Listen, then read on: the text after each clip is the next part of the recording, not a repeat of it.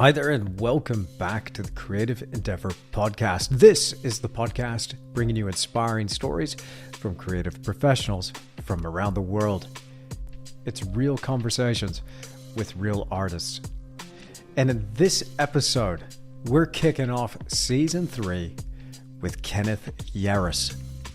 Now, Kenneth Yarus is a young artist from Montana in the United States, and he paints some killer knockout landscapes with such a bold use of color and compositions. His paintings really tell a story, and they're very reminiscent of the old greats like Bierstadt and Thomas Moran. I've been following Kenneth on Instagram for many years, and we've even talked back and forth through messages, talking about maybe me going there and painting plein air, or him coming to New Zealand to do some plein air painting. Either way, I hope that pans out. But he's just such a joy to talk to. And in this conversation, we went all kinds of different directions, but primarily my main goal with each and every one of these podcast episodes is to unlock something else, is to figure out another way that an artist is out there doing it, because it's by hearing their stories and learning from their experience, their triumphs, their trials, whatever it is, there's something that we can learn and plug in to our own creative journey. And this episode was no different. Kenneth was so inspiring. The way he talked about his upbringing, his early influences, and even getting into the technical talk about how he creates one of his magnificent paintings. But also, we had an opportunity to reflect on some of the things that are going on in today's world. I mean, in case you haven't noticed, it's a changing world out there, and there's some things that we're going to have to face as artists, like AI. And how do you deal with a paradigm shift like that? It was really interesting getting Kenneth's take on that subject. Now, right now, of course, you're listening to the audio version of this podcast, but if you want to see the video version, along with some visuals that Kenneth is going to share, and we get a really cool glimpse into his studio, then make sure you're following me at my online academy. That's where I share the exclusive video version of the podcast. And I also have some images of Kenneth's particular artistic process of how he puts together a painting. I've got that to share with my online academy too. So if that sounds interesting to you, and you also want access to exclusive video content that I don't upload anywhere else, and a lot of talk on the art business in particular, including loads of talk on oil painting technique, then make sure you follow that link in the show notes. It's included in the description along with this podcast episode. Go and follow me at my online academy. And if you don't love it after your first month, your money back guaranteed, no questions asked. So you got nothing to lose and no excuses not to level up your art in 2023. I'll see you there. Now, if you want to follow Kenneth Yarus, he can be found online on Instagram at Kenneth Yarus, and his last name is spelt Yarus, and also on his website at www.kennethyarus.com. Man, I had such a blast talking to Kenneth. I can't wait to share this conversation with you. So without further ado, let's get into it. Here's Kenneth Yarus and the Creative Endeavour.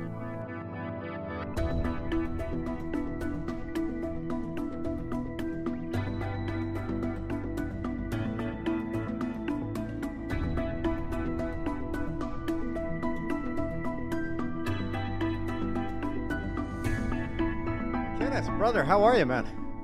I'm doing great. How are you? Good to see you, man. It's been a long time coming. We've been talking about this back and forth for, gosh, maybe the better part of a year. When I was doing the Creative Endeavour last, I really wanted to connect with you, and then I ended up putting the Creative Endeavour podcast on a shelf for a little while. But it's so good to kick off Creative Endeavour third season, 3.0, let's call it, here with you. So welcome to the podcast.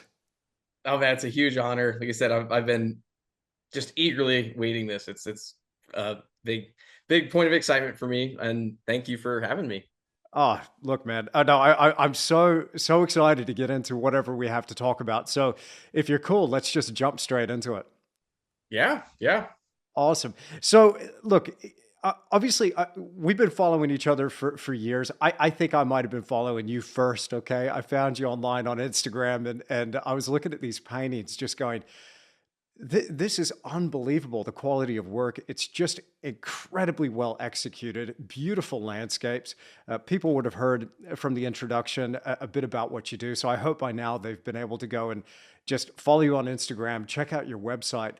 But obviously, these paintings and how well executed they are, this is the result of countless hours of toil in the studio, experimentation, dedication. What I'd really love to know is, where did this start and when did this start for you? Because you're a young guy. You obviously started last week. So how did this all happen for you? Take us back to the beginning.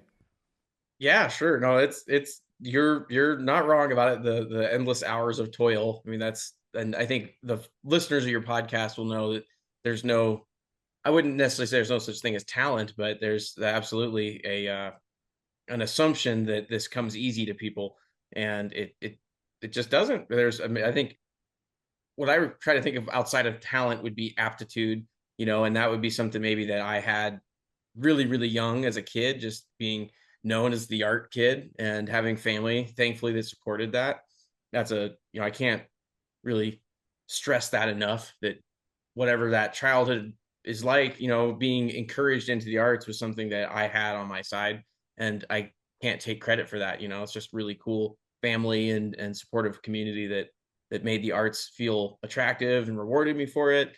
So yeah, since just being a little lad, I was always drawing, and my mom would talk about just, you know, me throwing hissy fits if I couldn't draw before school or draw when I got out of school, and I would get in trouble with teachers for drawing during class. It was just like a constant thing for me. So it's that's talent. I don't know, just thousands of hours of doodling on top of actual training. So in in high school, I was really fortunate to have a really, really fantastic art teacher. I think without her, I don't know what you'd call that, like the divine connecting of that happening, because she's made several professional artists that are still painting and drawing in our community now, that all went through her high school time. And it's just a pivotal time for a young person to kind of start conceptualizing their future. So Susan Guthrie was a huge proponent of me pursuing the arts and doing trips to Europe and stuff like that were able to expose me to just master paintings, and that kind of broadened the scope of a little country boy like me, and it really was inspiring. So I think without her, I wouldn't be where I'm at. um, but the training during high school is always just kind of, you're in a mixed class with tons of skill levels, and I don't think I really got into it until I left high school to get into the academies. So I studied with the Bilmez family, so Semyon Bilmez and Daniel Bilmez, who you've actually interviewed. He Yeah, was one of yeah, my I know teachers. Daniel. Oh, fantastic. Awesome. Yep. Yep. And that was right out of high school. And I did a couple little stints. This is a little side story, but it's one that I always want to stress, because I know, again, people are listening to this podcast. Like I tried to go to the traditional college. I remember reading a Forbes article, for the best art schools in America, and seeing this Chicago Art Institute, the SAIC, and that was one of the top schools. And my parents saw the price tag for admission. I think it was like $40,000 a year back then. So who knows Wow. what it is now? But they thought, hold on, kid, we're going to send you to a summer program. And Yeah. that ended up saving me and them a ton of money and a lot of misery, because I realized very quickly that the aims I had as an artist, being inspired by the old masters and all that, was just like, even though it was the finest art school in America, they had not a slightest idea on how to teach some of the fundamentals. And so without that interjection in my life, I don't think I would have ended up where I am or found my way into the academies as soon. And I noticed that going to the academies, that most of the students were in their 30s, 40s, 50s, even, having been let down by the school system in America, at least in the scope of learning traditional, the craft of picture making. So it was, I think, very fortunate that I kind of went that route and ended up in the academies like I did. And that's, There's a a whole other lot thing, to, but yeah. There's a lot to unpack there about the art schools and academies, and I want to come back to that. But I'm curious because you touched on so many things there with that wonderful introduction. But how were your parents artistic at all? What were they in the arts? Were they a bit creative, crafty, or anything like that?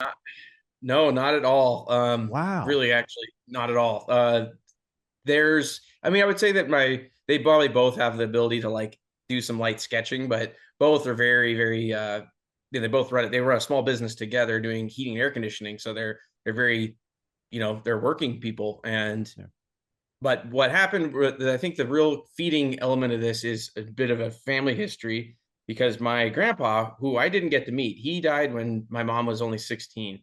So he actually was artistically inclined. He had studied at schools in England and was actually a professional draftsman before they had, computer aided design and all that. I mean, he actually would hand draw mechanical things and did, we have a portrait of Winston Churchill he did and stuff like that. So he really was artistically inclined, but in post-war England, he was always told that you can't have a family if you're going to be an artist. The kind of mythologies mixed in with lots of unfortunate facts, for people that it's definitely harder to manage things financially as an artist. But anyway, he had to kind of leave that behind. And I think my mom took that, and I'm literally named after him. So his name was Kenneth and I'm Kenneth. And I think there's been this weird kind of, uh, I don't know, like a kind of push from a whole nother level that's not driven by their own creative process necessarily, but by their just love for art and an honoring of him that's helped push that further. That's fantastic because there's something definitely coming through in the work. So I'm looking at you here. For those fortunate enough to be watching the video version of this podcast, they'll be able to get a glimpse into the studio of Kenneth Yarus. And right now, I'm just looking at some epic paintings, brother, like really inspiring stuff. I do want to do a deep dive into the technical aspects of painting and really pick your brain there because I think I could learn a lot from you just from just hearing you unpack your process. But you touched on something there, and as you said it triggered something in me. So I went on a bit of a stint in January and on into February. Now we're in March, and I just started. I put down some of the videos I shouldn't have been watching. The conspiracy stuff. I was getting a little bit heavy into that kind of alternative media thing, and it was really hijacking my consciousness. And I went on this bender of just listening to personal development, some motivation stuff, some spiritual stuff as well. And I came across this book called Building a Story Brand by Donald Miller. Highly recommend it for anybody in a creative business. Yeah, write that one down. And it's caused me to think about things in terms of myth and story. And you know about Joseph Campbell's hero's journey. Have you heard of that? Where No, no. it's a classic framework for narrative, and every movie that seems to do really well, or every book, or every kind of film or narrative that we seem to have as part of our pop culture, it kind of follows the same structure. And so I start looking at my life in terms of that structure as well. But what is it? I mean, it's the Avatar, it's the Luke Skywalker in Star Wars, it's the Dark Crystal. It's so basically you have a hero who encounters a problem. They're not a hero yet. They start off as something ordinary. Then there's a call, and then they see they need to rise to that call before they can become the hero, but they're missing a vital piece, and that's where the guide steps in. And so at that point in the story, when the guide steps in, they set the hero off on the journey, and the quest is laid out in front of them, and they have to make it through adversity to ultimately become the hero at the end, or heroine. And it doesn't matter what story we're listening to. And so as I was listening to your story, it suddenly just popped into my a long-winded way of putting this, but it popped into my mind. Where's the guide? Where's the guide? Because there's got to be a guide here in Kenneth Yarus's story, in this mythology, which is just beautiful. And you mentioned your high school teacher. Her name one more time? It's Susan Guthrie. Susan Guthrie. So can you take me back to the classroom? Because I mean, I won't wax on about my experience with high school. It didn't sound anything like yours. It was pretty terrible. But I can relate to drawing during class and getting in trouble for that. But what was that moment like of being in her class? And do you feel that that was really the thing then that set you off?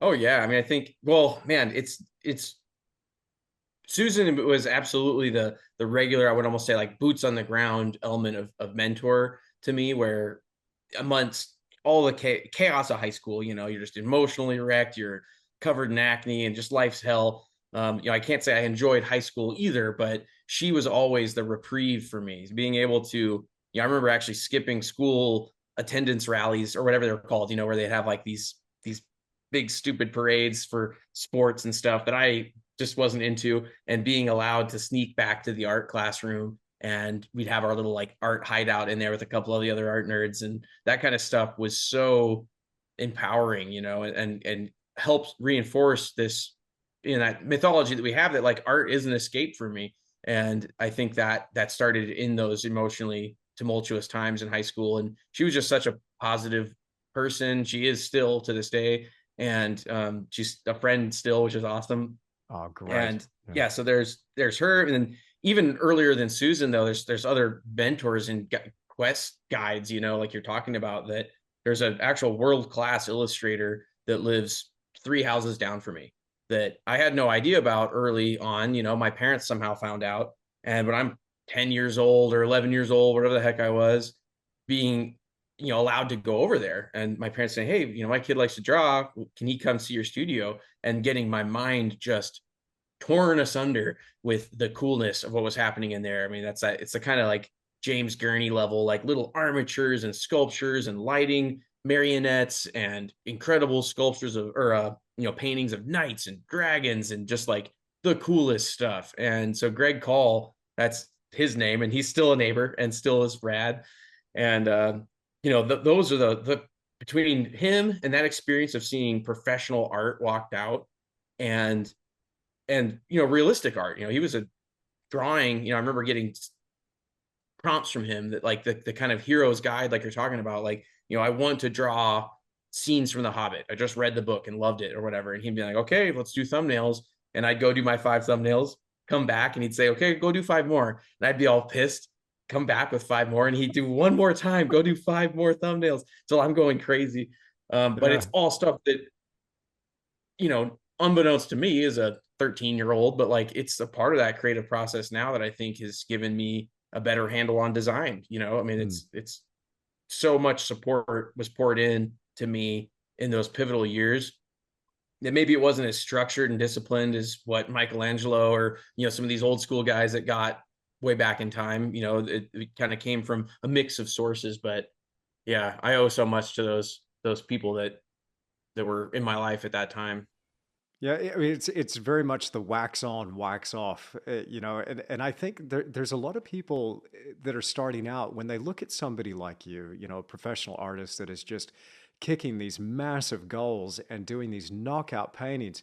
I think there's always the assumption that somehow this is easy because the truth is you make it look easy, but they're not counting those wax on, wax off moments. And what is that? I mean, it's that repetition of the boring stuff. And I don't know. Like when I look at artists now, such as yourself, I get insanely excited because I want to hear about those moments of boredom, of just the tedious, just almost dreariness of having to do the same thing over and over again, because it's repetition that drills these things so deep within your psyche, and so you're able to call upon them when it really counts. And again, I mean, I say wax on, wax off because it reminds me of Mr. Miyagi. We're gonna wax the car. Now we're gonna paint the fence, and then suddenly he's, well, what is all this? And then he throws a punch, and now suddenly he's blocking. He's doing all this stuff. So I mean, and there's another hero's journey for you, the Karate Kid. But it's really exciting. So you come out of high school, and then you go in and you start your next level of training. After that, when you're just branching out into becoming a professional artist, can you tell me about that moment in your life, in your artistic journey, and what that was like for you? How did you get, and maybe tell me about your first break there. Sure, absolutely. So, well, and on a note, really quick with what you had just mentioned, something that I've always loved and lived, I've had as a background on my computer that touches on what you just mentioned is it's attributed to Aristotle, but it's apparently kind of a more 70s rewording of a longer essay of his, but it's something that I've come to rely a lot in my life, and it might help some listeners out is um, excellence is not an act, but a habit. And Oh, I love that that. part, I guess the beginning part is we are what we repeatedly do. And so anyway, that saying has always kind of manifested to me with whether it was, even things like fitness, it's like you don't go to the gym and get strong after one session. Like things just take time and repetition. And the more at peace you can be, um, that's hard in our modern day where we want everything really fast. But anyway, yeah, that's just another, again, we could talk for hours about all that good stuff, but But that is awesome. I mean, you are the accumulation of your habits. I want to throw another book out there just since you mention it, Atomic Habits by James Clear. That book is really kind of blowing up, and there's a lot of people that have gotten into that, and James Clear has just done fantastic with that book. But that's one of my favorites. I've listened to the audio version now 3 times, and it oh, cool. really drove into me that it's an accumulation, it's an aggregation of tiny little gains. And when you plot that out like a graph, that 1% improvement or that tiny little gain from a consistent habit ends up compounding over time. But the opposite is true of decreasing or at least continuing with the bad habits that you got, and then that accumulates and you start getting that graph going down the other way. And it really drilled into me that the power of good habits, but also, becoming a little bit more conscious about the artistic habits that I had, going back to those fundamentals. But what so back to the trajectory here. Sure. Yeah, because I mean, in recent years, and I hope you don't mind me saying this, but I've been looking at some of the posts you've been making on Instagram, and I'm just like, good night. This is world class painting. Bierstadt would be shuddering. He would be going, okay, I've got a rival here, And I'm not just saying that, bro. Like some of your stuff is just knockout crazy good. So you obviously not everybody starts off painting amazingly well. Like we all start somewhere, right? But when did you first realize you're like, oh shoot, I could actually make this work as a gig? Well, yeah. So in that, the both questions where you're talking about, kind of how you get going and some advice I got really early on that made a huge difference, especially, coming from academies, there's this, and it's not bad, but the learning drive and the excellence obsession that they have is, it can become handicapping. There can become this level where, like one of the things that felt stress to me, it maybe wasn't as verbal as I am making it out to be, but it's like you're not good enough yet. And that I think is a little damaging in that you kind of, when you make work, a body of work, and you try to go sell it, and you're out into this other realm that's not in that insulated academia way where it's all about getting the perspective of the feet right or the angles of the muscles right or whatever, nuts and bolts that matter to artists. You do need to matter to other people. And so early on, getting into some of these Western art shows and even just having a rep, his name is Steve Caudry, and he's like a kind of a local legend. He helps manage his wife's art career, but he is just all business all the time. I mean, brutal business, and he's great at it, and he's hilarious. And he kind of took me under his wing and helped me get into some shows. And those little bits of propulsion really matter. And you start to see your work in frames, start to see your work getting observed by people, getting advertised. And I did these ballerina paintings that they're fine, they were great. And but they helped me understand that, like, you're going to end up doing this for money. And the ballerinas took off. I started having these like backlogs of ballerina paintings to do and kind of commissions for them. And I started getting this heart palpitation kind of thing of like, I hate this. I don't want to paint ballerinas. And Wow. realizing that, if you're not careful, you get sucked down the rabbit hole on that. And, the galleries I work with still to this day, but I remember being kind of stressed out and asking them like, hey, what do I do right now? And he's like, you got to stop painting ballerinas. He's like, what do you want to paint? And I said, landscape. And being empowered in that way really opened the doors, because I was really trying to like fit into a scene or fit in with what was working. And that was going to go nowhere ultimately, as weird as that sounds. Like, it wasn't until I felt empowered to step onto my journey as an artist and getting away from the academia, getting away from how things should be done into this kind of new open realm has been so much more fun, but also successful, because I think now you're out there doing something kind of new, at least to a degree. I was like, Beardstat's been around doing that forever. So he's one of my big heroes. So Yeah, Bierstadt's amazing. I mean, he's one of my favorites too. I don't remember ever seeing an original. I imagine I might have at some point, maybe as a kid back in the States, but most of what I've seen has just been reproductions. So I'd relish the opportunity to gaze upon an original and just stand there. But would you say, like, looking at some of the originals of him, and what were some of the European masters? Because you mentioned that you got to see some of those epic works. What are some of the standouts for you that impacted you?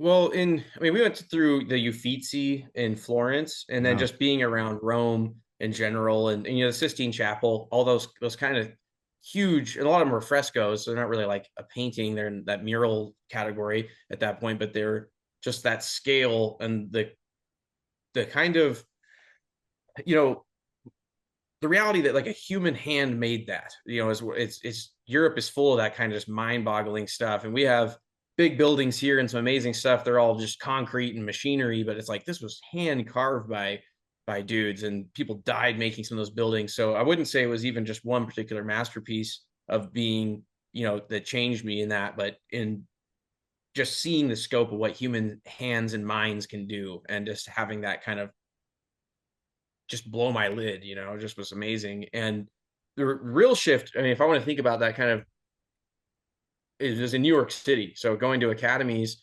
and struggling with kind of what do I do now? And I left school early. It's kind of a rebel. Didn't do anything right. But in New York was where I was really having an identity crisis, struggling with depression. I mean, New York City is horrible. But that's coming from a country kid. A lot of people that love it there. Obviously, 10 million of them do, but it's horrible. It's a nightmare in every possible way, really. But the I want Met to was like the apologize to ultra New pre. Yorkers right now. Sorry, New I've Yorkers. They can email me, and I will. Direct all I complaints to Kenneth Yarus. I made it a year, and that was, people said if you make it two, you're stuck. You'll find Mm. your little groove in the city, and and you'll get stuck there. And so I left after a year. So my time at GCA, so I went to the Ashland Academy of Art and then moved to the Grand Central Academy of Art, and that was when they were right in Manhattan. So it was, it's just circumstances. I had to live in a little tiny doghouse apartment with another dude for literally. I mean, the stories of New York are so many and so bad, but it was a great time of challenge, which is what a young man needs. And I back to how art really felt like a reprieve, and that I would get to go to the Met and see just these, felt like breaths of fresh air, and that reminder that what I was doing in academies mattered, and that the training that brought these pieces to life was similar training to what I'm doing now, was always a constant pat on the back. But I would go and stand in front of this Thomas Moran painting, Oh, and yeah. it's just a scene of the Tetons. And I did a study after of it a couple of years ago, but that painting changed my life, because I would sit there in the midst of my homesickness and just hating New York and see pine trees, and I could feel that cold air and the sun on the mountain. I literally almost cried several times looking at it and being so homesick and longing, but also it helped galvanize that, like, that's where I belong. I can't help but feel that. And so Mm. that painting drove me kind of back west and back into the realm of landscape. Because I'd been studying portraiture, and I mean, from an early age, I always loved illustration and stuff. So I felt like a bit of a nomad for a while there. But that painting really was like the landing lights that I needed to say, go home. This is where it needs to be. You know, when I was going through art school, the lecturers said something to me. It was the darndest thing. They're like, I had some painting lecturers, almost bad mouth painting, certainly traditional painting. And it was all about concept. It was in the academic world, it's all about the idea. And I came to find that it was actually an utter lack of ideas. It was quite funny. But what you describe there is almost a spiritual experience that you're having in front of a work, but it's not a worshiping of the work like some sort of idol. It's not, you're not looking at the work. It sounds almost like what the artist was doing as well was touching on something that I feel as humanity, we all have that in common, that we're trying to search for something greater and something more, and we find it and connect to it instantly when we're in the presence of nature and creation. And there's something that just draws our spirit out. I find that so much in the landscape, but then when you get, in the hands of a talented artist, like our heroes from the past, they hit that nerve. They're like, no, no, this is what you're looking for. And so for something that's universal, for something that is so, human, it almost feels like home in a real deep sense. It seems like such an insane thing to then want to drive that out of a person when they're funneled through this bottleneck of the academic system. It's like, no, no, no, no, that's been done. So we can't do that anymore.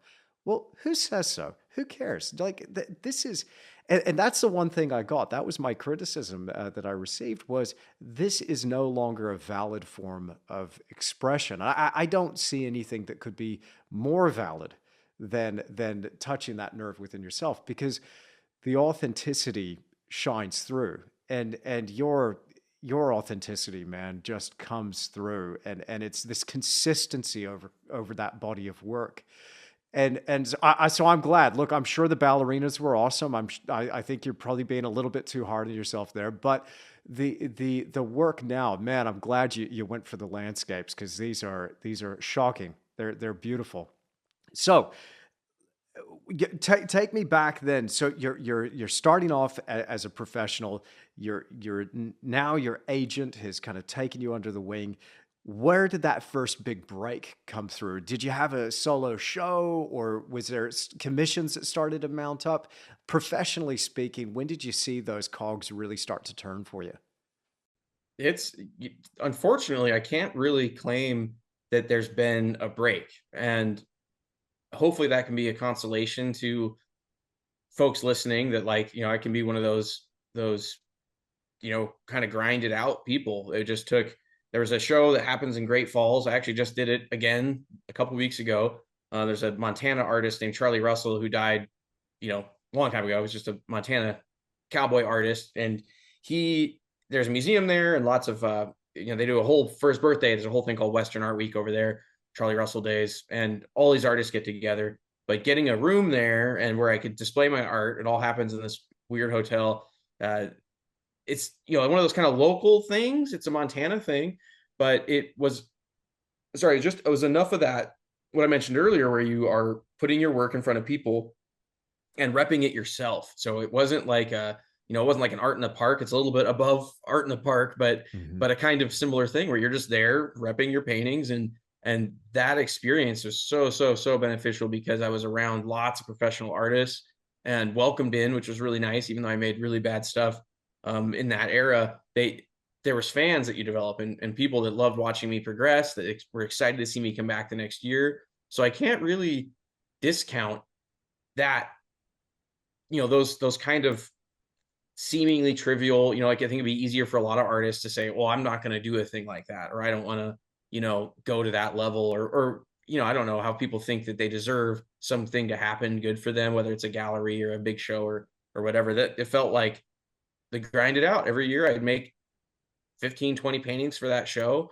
And when I couldn't get other galleries, that was kind of my big thing. And I was working other jobs and definitely not a professional artist, but I think there was roots growing, underneath the ground, even though there was just a little crappy leaf on top, stuff was happening, and I don't want to discredit that era of, I mean, I'm talking 5, 6 years probably. And it wasn't until I moved kind of back to Montana and was able to basically move into this studio and with the support of my family kind of be told, go full time. And with that, I gave myself a 5-year window saying, okay, if I can't, this doesn't make sense in 5 years, and I'm gonna call it and go do something else. And in that 5 year span, it's been amazing and worked, but the big break never really happened. It's been just a slow slog and saying yes to things. There's a good movie called Yes Man. I think it's Yeah, got Jim yeah, Carrey. yeah. I've heard of And that one. I think of that like you just have to say yes to stuff. You show up to paint outs, you show up to gallery stuff, you show up to art events, and it slowly starts to shape into this career. And hopefully the next 5 years are just more of that. And I've had solo shows the last 4 or 5 years, and they've all been great and sold well. And it's I think none of them have been some big game changer, but they all are a confirmation that I'm going the right way. And it's super nice to have galleries be behind me. There's a lot, and I know you've mentioned, worked with lots of artists on this podcast with different approaches. And so far I've been one on the gallery defense. I've stood by them, and there's definitely, I feel stressed by that a lot, but at the same time, it's worked for me. So, okay, let's stay there for a second. So, stressed by that. What is the what's the cause of that stress, do you think? Do you mind going there? Sure. No, I mean, it's the, as most artists know, there's that commission loss when the gallery sells stuff. They're taking a cut, so you're generating so much possible income, right? I can make so many of these paintings back here a year, and the reality of getting less than that and being responsible for framing it myself, there's a kind of you know feels sometimes like an axe blade that's right there, and Wow. I think Wow. when I see the internet's expanded, and I know you're a huge proponent of that, and knowing your history too with having the galleries, just disappear on you, it's a very real thing for me too. Like it's something I'm aware of, and I would say I'm suspicious of. It's like I love my galleries, but I'm always kind of like, well, at any minute they might just be gone. And that part's the stressful part. But at the other time, the other aspect of things, I'm sitting here painting and doing what I want to do, and checks just come in the mail, and that's so nice because I hate business. I hate running things. I mean, having to ship things and package things and all that is just a nightmare for me. And so it's so great to be able to just like drive to a gallery, drop off work, and just get checks over the summertime. I mean, Yeah. it's it's been so attractive for me as a painter, and then seeing other artists that I look up to and emulate in their career arc, that there's a kind of trust, that the galleries are out there schmoozing and being in front of the eyes that I would maybe have a harder time reaching in the internet way. A lot of my collectors are probably in their 70s or 80s even. So whether or not they're following me on Instagram is fairly unlikely, but Mhm. there's there's just been, I guess I've built myself into that with the galleries. And there's, when you step away from galleries, like right now, if I was to say, oh, I'm going to go do everything on my own, I know that I wouldn't be able to make what I make with the galleries. Maybe sometime it would add up, but it would come at great expense to me. And Mhm. so I Mhm. try to rationalize that the expense I pay them is somehow worth whatever it would cost me to handle all the shipping and emailing and schmoozing and rent and everything else you got to pay extra of, that I currently can just hang out here and paint. And I love that. You're selling it well, I must say, because I've had a terrible attitude towards galleries in the past. I must admit, and even recently, and I kind of go back and forth, and maybe people listening to the podcast, because I've probably been doing the podcast over the last 3 years on and off, and people that are familiar and have listened to the episodes might just be going, Tish, just make up your mind on it already. But there is something to be said to delegating those tasks towards to other people who can handle it, let's face it, better than you could. And if that's their strength, and then let them go ahead and have it. And this insulates you and protects that creative time. And if there's one thing that's actually really frustrating me at the moment, it's not getting enough time to create. And so it's been a challenge, personally speaking, because I constantly find myself in a position where I'm stuck in my business and doing business stuff, and it takes an enormous amount of time. Um, but the commission is the other side of things. But rather than looking at it as giving money away for nothing. I mean, I think you really highlight there the valuable service that they provide for that fee. Depending on the commission rate, of course. Now, I won't be rude and ask you how much you're paying a commission, but you've got a couple of galleries that represent you. Is that right? Oh yeah, I think I got 6 maybe. I got it there. I'm Oh in a wow, I got that I'm wrong. in a sit. Okay, a few Oh yeah, galleries. I'm in a situation where I have more galleries and interests than I can make paintings, which is the challenging piece. I feel kind of like Fantastic.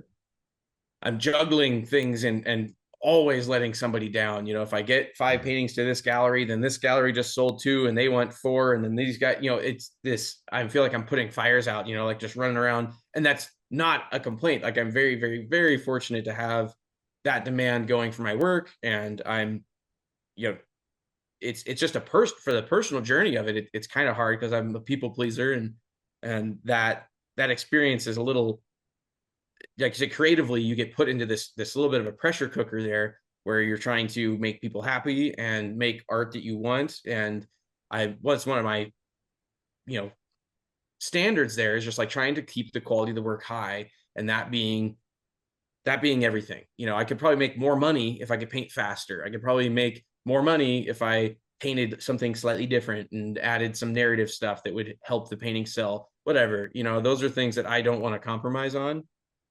And thankfully, yeah, I've got a lot of galleries, and it's, I think, something that if there's listeners that want to know more about that kind of gallery element, which I know you have a lot of people asking, how do you get into them? I have never had to apply to a gallery. There wasn't some going through the Fantastic. Yeah. process. It's always Yeah. been word of mouth, maybe doing those things, again, saying that yes man thing, showing up to paint outs, showing up to, uh, shows with good work. I mean, I think if you make good paintings, that's that's your number one concern as an artist, whether you sell it yourself or you're going to trust other people with that process. Like, you got to make sweet stuff. Don't think a gallery is some you know, magical thing that they're going to sell things for you just because they're a gallery. Like, you have to make work and you have to believe in it. And if that's going, then, I've had galleries and lost galleries and gained more galleries, and I'm sure they'll close or change over time. But it's okay to trust that process. If the work happening in the studio is solid, then the rest of that kind of happens. Um, and I've, if I needed to do it on my own, if I wanted to, like, I think it's like you said, there's a business thing that you got to take seriously. If you're going to step away from the gallery trusting it, then it does become your job to become a new professional in a different way. And I just don't want to do it yet. A lot of artists I know are doing so well selling on their own, and it is tough to see the commission cost. I keep track of it, so I always sell. When I have a spreadsheet, whenever I sell paintings, I mark what that retail value was and whatever that commission is. So every year I see it, and it's sobering, But at the same time, I know them as people. The galleries I work with are all friends of mine, so it feels a lot better, knowing that it's employing people and providing community service. That's something that I love. Galleries, I love going to them. I think it's so fun that they're a part of our life, and as humans, it's such a cool thing. So that does take us artists also being a part of that process. But yeah, it's tough. I Yeah. won't say there's one way better than the Yeah. other, that's for sure. Yeah, I mean, you are selling it, man. You are selling it because when you say that, yeah, and you're right. They're people. They're people too, and they do provide a valuable service. And shout out to Colin and Gay from Perth, Western Australia, my first agents, because that's when that first really hit home for me that these are people, and they got your best interests at heart, and they're representing you to the best of their ability, and really putting you out there. And it's got to be worth something for sure, for sure. But while this is all happening, like you've got your own website, you've got social media, you're doing all that side of stuff as well. So I don't want to get you in trouble here in case one of your galleries, is paying attention to this. But are you thinking in terms of, despite being happy with the gallery model, are you thinking in terms of building up this personal brand? Because there's one thing that has come about in the last decade, and that is, this notion of the personal brand, because it's not just what you produce, it's you. And Kenneth Yarus is an entity that you can now go and follow right now on social media. Like, this is a paradigm shift, and that can be the foundation for a business as well. But is this something that you kind of toyed with or thinking about? Because I mean, you're posting amazing stuff, and it's always just, hey, just sharing the latest thing from the studio. That's really cool. But I don't know, is there something there in the future that you think could work? Oh yeah, I mean, I think the diversification piece is something that COVID, I think, was a one of the big teachers of, like, again, like in the paradigm element you're talking about. And I'd say with the gallery, or simplified even more, just the retail concept, that there's a store people have to go to buy something. I mean, that's being challenged worldwide, society wide. It's, whether or not people like to go shopping or want to go down to a gallery or do something. It's a brand new frontier. This is, and that is a cool thing. And I'm a big techno nerd. I love computers and stuff. And so for me, there's definitely been an awareness of all of that. And the reality, if you sell something on your own, you do make significant more money, which is great, but you're also able to then interact with people and your fans and stuff. So I try to do, have a healthy awareness of both of those things, because I think that, again, without discrediting my galleries, have worked their butts off for years and have created me into this thing. And they've got buyers that if I send them work, they have got people they can email to do it. And again, I love not having to do that. So the thing that I have started and been trying to do, which is hard, is getting into the YouTube element. And you're a major hero for that. I mean, when I think of, I almost get a kind of imposter syndrome. It's like, man, there's already so many amazing content creators that, like, what do I really have to bring to the table here? And that's a scarcity concept that doesn't help me to think like that. So I try to, like, shoo that part of my brain that wants to come up with that kind of negativity. But ultimately, I think that, price point wise, and in a business idea, right? This is advice I actually got from a art dealer that I really loved. And it ties into, say, your brand making. If you think of guys like Mark Maggiore, even, where there's galleries he works with, and there's professional support that he can rely on, but there's also still the reality that, like, you are this engine that's creating the art. You're creating some of that hype. It's not going to be solely up to a gallery anymore to do that stuff.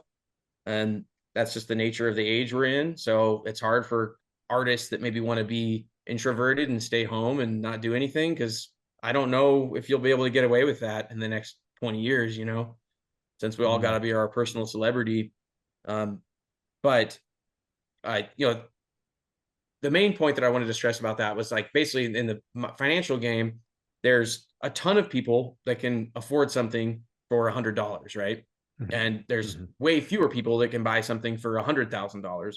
So there's this pyramid element, and trying to build your base and your followers with affordable things that they can love and cherish, and that's ties into kind of the pricing thing too. But, like, I want to be able to offer a broad range of things that can support that base building. And as your pyramid grows and that point gets taller and you're reaching maybe that fame that will happen sometime as an artist, it might be till I'm 60 or 70, but by then, hopefully I built this big base that just supports that really special fine painting that I can make in 20 years. That's going to be amazing, but it happens now, and it happens with people buying cards or YouTube video, the workshops and stuff like that. I mean, they're all a part of that building. And so I think that as artists, we have to be able to manage all of that and think about how we're growing our future, because you can't control everything, but you definitely want to have fans out there. And if you go out and just want to hit those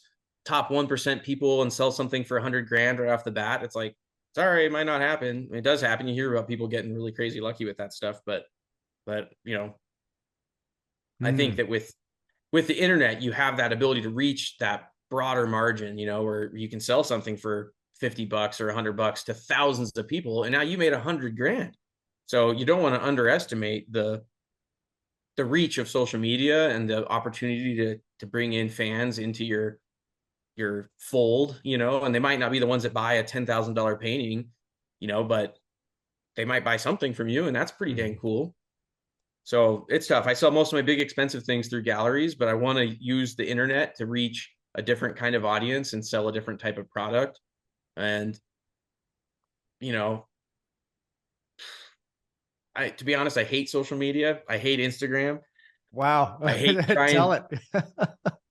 I hate the runaround. And it's all an AI thing. That's with TikTok and everything becoming these reels, and that's maybe what's drawn me more to say YouTube, where I can do long format videos. I can do a 10-minute long video where I can talk about my process and actually share and connect with people, and I'm not just this scroll bait, spam stuff that's turning us all into goldfish. Like I really don't like so much of that. So I'm trying to use the platform as I can, but the reality is I want to be a part of a different thing. And so I'm hoping that YouTube can be that whenever I can designate more time to it, because I freaking tapped out right now. But yeah, social media is tricky. I really don't like what it does for my Hmm. mental health. And there's a documentary called The Social Dilemma that I think people should check out, because it does Hmm. kind of highlight and you even mentioned it, like, the rabbit holes you can kind of get sucked into, and Absolutely. Yeah. and Yeah. it's, I think, actually kind of a dangerous thing for society. And art obviously being the really cool part about it. I mean, sharing art, and I think of the Hmm. old school Instagram where it was just photos and art, and that was it, and but it's Mm. turned into this other monster. And so I don't like supporting it, but it is where people are now. So it's tricky. So it was a big tirade all over. No, no, not at all. I love it, and that's what the podcast is all about. It's a series of dirt roads in the middle of nowhere, and we're just going to take a hard left or a hard right into things, and that's what I love is exploring these topics because it brings so much color to who you are. I mean, look, to be honest, I build up this mental image of what Kenneth Yarus is all about, and then when I meet you, I'm like, wow, there's just such depth here, and it's just such a cool. It's such a pleasure to meet you finally, and have this chance to really talk with you. But you mentioned something there, and I chuckled to myself because the irony is, I'm going to take that little bit where you're hating on social media, I'm going to turn that into an Instagram reel and post it.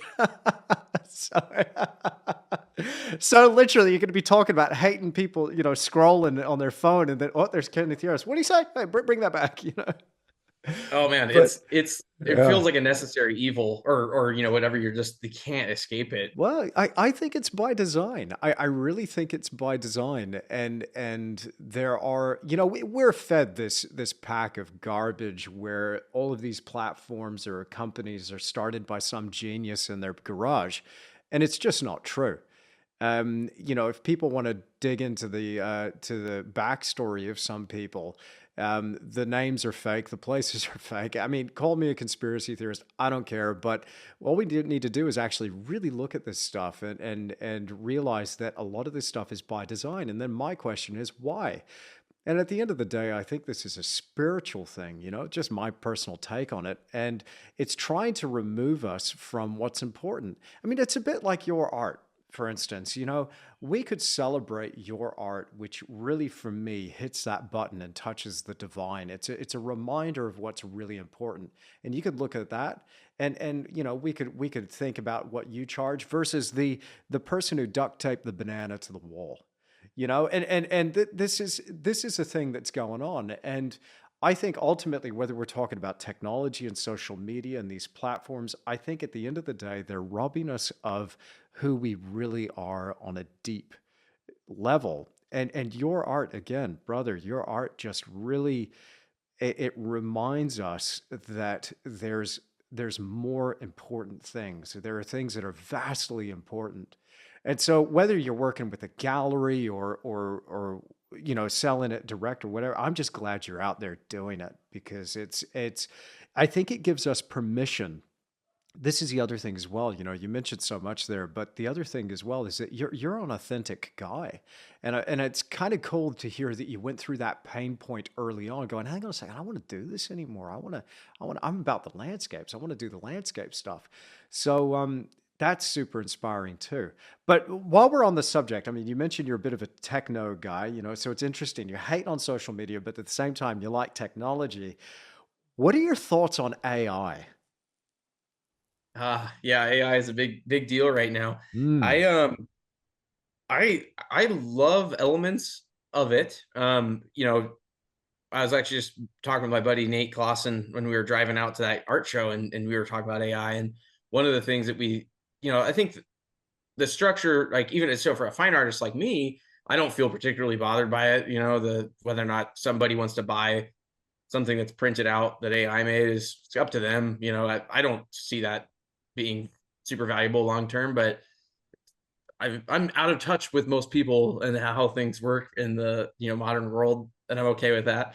But when I talk about the thumbnails that I have to do, or I'm working on these design things, like I definitely could see the tool element saying, okay, AI, I've got these 5 different reference photos that I took of this area.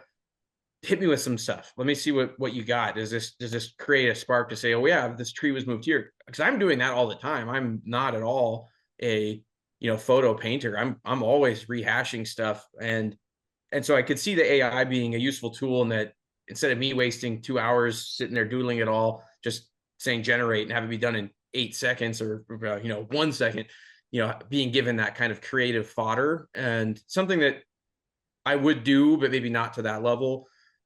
And I think of the stuff that like uh Dibble does. I can't even remember his first name. Is it Dave? David Dibble. Just right. mad scientist style rehashing of compositions, and like Right. Yeah. it's so fantastic. And obviously your own artistic vision comes through that process, but I could see AI being a useful tool in that way. But realistically, paintings made with the human hand and the human expression will still always be valuable to people somewhere. And in my other nerd side, because I still love video games, and I always wanted to be a video game designer and worker. And one of the big holdups for me to be able to make my own game is assets. If I want to make a tree, that's a huge amount of labor to render it and skin it and do all the UV mapping and everything else required to make this asset, that now you can just say, hey, AI machine, make me 5 trees. And boom, you got 5 trees for your game. So I can see like cool things happening from it. But, you know, that's tough because some guy that designs trees for computer games is probably sweating right now. He's That's, freaking out right now, dude. yeah, yeah. And I think that's a broader, deeper discussion into like Mm, kind of what matters, and that's a hard thing for our society right now. I think there's some in that paradigm shift that you're talking about. There's an element of like we have a downtown in our like most towns have a downtown, right? But half of it's empty. It's just it is like it or not. I mean, I shop at Amazon. Most humans just shop at Amazon here in America, and it's mhm. killing the downtown. But none of us are behaving differently, and you're gonna have that crisis kind of like what matters then? You know, what is downtown if it wasn't just a shopping area? You think about all the way back to medieval times, it's like that's where people bought and sold stuff. Happens to be on the internet now. So we have these internet downtowns, but what's Mm. this new value going to be in our real town? What really matters to us when it's not just crap anymore, just stuff, like hopefully they get turned into places for community, and hopefully there's more room as computers take over these jobs that humans can hopefully enjoy other things in life and they don't have to just work all the time. That's the like utopian me thinking that hopefully that AI and some of these speeding processes up allow more freedom for humans and more people can become artists, and maybe it'll be more galleries down there. I don't know. Yeah, I hear people talking about, some sort of universal basic income as a way for, your basic needs to be met. as a result of this process that is kind of shifting everything towards automation and these computerized systems, whether it's driven by AI or some sort of mechanized process. A big industry that I think is going to be quite, yeah, uh, displaced, let's put it that way, is going to be the transport sector. Whether you're a cab driver or an Uber driver or a truck driver, as things kind of move towards this automation, those people are going to be out of a job, and you're looking at potentially millions of people. And that is a huge concern. And that's something that some people might go, well, okay, well, that's going to cut costs and efficiency, and maybe there might be some sort of environmental payoff there or whatever. But I think ultimately the human cost, that's almost immeasurable. Somebody that's put their life into that, and that's part of their identity. That's an incredibly painful thing to have to go through, life changing or earth shattering for somebody in that position. And I'm concerned about that. But you said something very interesting about, something made by the human hand. So you're not particularly concerned about AI from that standpoint, which is kind of a refreshing thought as well, because there are artists right now that are freaking out. Like, some artists are really excited about it because suddenly they see this as an opportunity and they're using it as in their process. I am not one of those people. I've had a few people comment on some of my digital art videos going, hey, AI's got you whipped. And that might be, but it's fascinating to see the different sides to this. And I don't know if there's a right or a wrong here just yet. I think this is still, it's so new that we're starting to really, it's interesting watching people find their feet. Let's put it that way. But personally, my concern with it is that anytime you have a paradigm shift that shakes the bedrock of the economy, there are flow-on effects that you don't quite anticipate. And I've explained this in the podcast before, and the people that follow me at my online academy, link in the show notes, by the way, they'll hear from the talks that I give on art business that, you know, in the past, when I lost my business, and hopefully people can learn from that so they don't have to go through the same thing. When that happened, it was an unintended consequence. There was a downturn in the resource sector where China stopped buying iron ore. So where I was kind of getting established as a professional artist, that was the backbone of the Western Australian economy, was iron ore exports. And so when China stops importing that and manufacturing steel, they just say, no more, we're good for now. Suddenly you have the mining companies just laying off wholesale, just executives and people working there. And these are people that make money and they buy stuff. And one of those things that they buy is like a nice painting to hang on the wall. And now suddenly my waiting list goes from like a few dozen people to cut in half to gone. And it reminds me of that South Park episode where the guy's gone and it's gone, and that was very much what it was. And I didn't see that coming. Man, that was like getting slapped upside the head with a cold fish. It was just a rude awakening. I'm like, what is going on?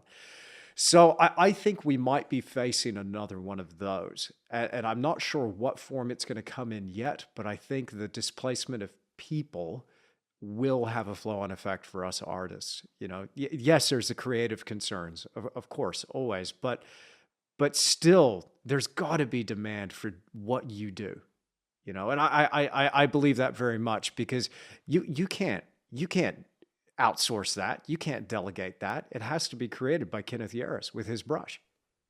Yeah, that's maybe, and to tie it into the kind of modern branding of things, like AI art's just not that interesting. I mean, the story of it isn't interesting. There's a couple of nerd friends I have that are, they'll get crazy about it, but people as a whole, humans, if there's something that's true through all of this craziness of life and the human experience, is that we are communal animals. We connect and share together, and computers, I don't think, I mean, there's I guess I won't say anything because who freaking knows what's going to happen, but I know that that's one of our deeper drives. And so for people to buy one of my paintings, it's not just because of one of my paintings. It's because of every painting up to that point, of what I stand for as an artist in person to what they stand for as a person and collector. I mean, there's so much that AI can't touch there that I'm not tremendously worried by it. And on those other fronts, economically, that is a whole can of worms, absolutely. And I'm curious to watch the next 50 years if I get them, to watch what happens as If any society of us get them. grapples. Yeah, it's and I think of that with even a couple hundred years ago, most of us were farmers. Most humans had to be. And I've actually worked in an organic farm and we do a pretty serious family garden here.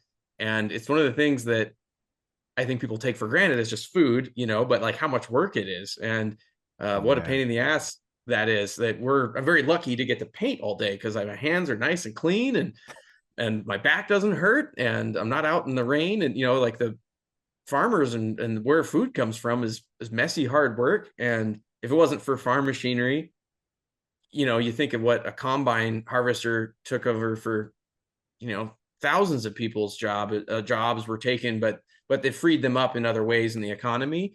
So it's something that I try to use to dispel some of that freak out sensation, that hopefully with human creativity and connection, there's just more jobs to be made as more of these other jobs are taken away, that we still keep making more humans. And somehow there's things for us all to do somehow, including jobs that we're only, God, I think of the people that get to play video games on the internet now, like Twitch and all that.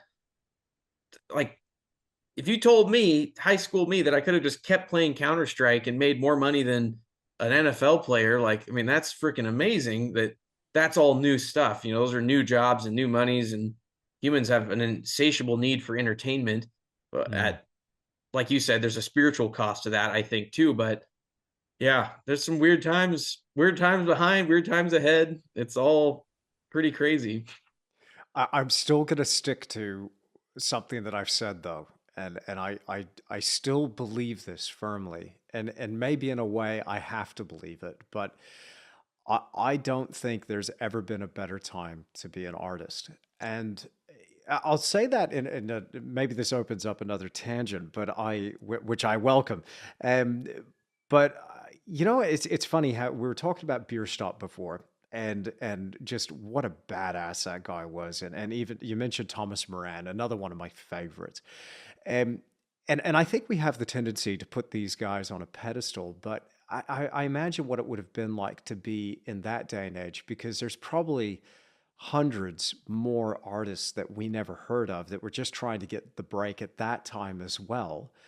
But I don't know what it is. Maybe we just kind of assumed that there was something in the water back then, and we deified these people. We put them on this pedestal, and it's unattainable what they were able to achieve. We can't do that today. But I would go as far to say that there's some artists that are alive today working that are, equal in terms of their skill and how they deposit the paint. I'm just continually blown away. But it's the opportunities that we have now. Galleries are still here, but we have this whole new world that's opened up. For goodness sake, you're over there in the United States. Here I am in the South Island of New Zealand. We're having a conversation in real time on the internet, on video, HD video, and whereas before, if I wanted to talk to Kenneth Yarus and it's 1850, good luck. I'm going to send you a letter, and 6 weeks later, maybe it gets to you. If it's 6 months, 6 months? Oh yeah, man, yeah. it's crazy. It's insane. It's crazy, and I think that I would stand by that too. The now is incredible. And from what I have learned from just biographies and the stuff I've just gained learning about these older artists, and back to the stuff I saw in Europe, that like you had to have a king vouch for you or a church. The per capita rate of being an artist was just minuscule. I think that's where you see craft and art being so separated, was that you could be an artist and that you carved stuff and did work, and could be an artistic person back in the medieval times. But if you were an actual artist of name, of which we probably have a couple thousand worldwide, now there's millions of us artists out there. And that's what's so cool about the modern day, is that the paradigm that existed, as much as we might hate galleries or might hate the internet, it's way better than having to, wait for some king to decide for me, that I can be an artist. We have our destiny much more in our hands now. And that's pretty freaking cool. Hmm. Yeah, it is. And I think that it's important to just stop for a second and check in with these things. I think, there's a lot to be said for just being grateful, right? Yeah. You Yeah. know? That's unfortunate. I mean, it's not unfortunate. I think it's in that spiritual realm, there's so much that just thankfulness covers that, we all, at least in America, we're just driven so hard for more and to consume and to have, and thankfulness just destroys that. I mean, it just stops it in its place where you can be like, oh, I'm thankful for what I have. And it's so powerful and so deep. And, I Mm. think that it's not stressed enough, at least in America. It's kind of counterculture to be thankful in a way, but it's really where freedom is. Freedom. I'm a big freedom guy. I'm all about it. And I You know, love something I'm into a lot lately is Stoic philosophy. oh yeah, yeah. Okay, excellent. Tell me about that. I just finished a book by Ryan Holiday, which is "Discipline is Destiny." I think the title was. But have you gotten into that one? Not into that one. I'm gonna write it down here because I Okay. think you read many more books than I get into. Well, just on that though, Kenneth, because I'm not a reader. Okay, I don't read. I hate reading. I just don't like it. I don't see the sense in sitting down and doing that because I'm so busy with the business, and then I want to draw something, I want to paint something, but I'm a listener. So I think, we have this thing now, and I guess people call that reading books. I don't know if it counts, but I've got quite an Audible budget that I'm building up every month. And Heck yeah, man. yeah, I will stand by that as reading. I get okay, so annoyed. good, good. People are like, you didn't read that book. It's like, oh my God, whatever. Like I didn't sit there and turn the pages, but I'm with you Audible all the way. And Yeah. there's some books that I think are, kind of heady or something. I got to almost take notes from them. And Hmm. Audible hasn't Hmm. suited me well for some of those reads, but I am a big time Audible guy. I'm with you. If you can Well, paint I couple and that. learn, I couple it with the app called Shortform. So when you're listening to an audiobook and then you want to find that title, not sponsored by the way, if you're listening to this, but just a fan. So some of the books though that I've listened to haven't come up on short form. So I listened to this David Goggins book, which is just mind blowing, called Never Finished, and I tried to find the notes of that one, if I'm remembering correctly, and I couldn't find notes in short form. Mind you, it probably didn't lend itself to notes per se, but short form will give you a summary and a synopsis and then expansion in particular areas, and I found that to be quite beneficial. Um, but stoicism, tell me about that because I've look, you'll know a bit more about that than me. I've only just begun to dabble my toes in there. After having a bit of a chat to John Fennerov, who's a big fan of Stoicism, but I would love to hear your thoughts on that because it's super fascinating.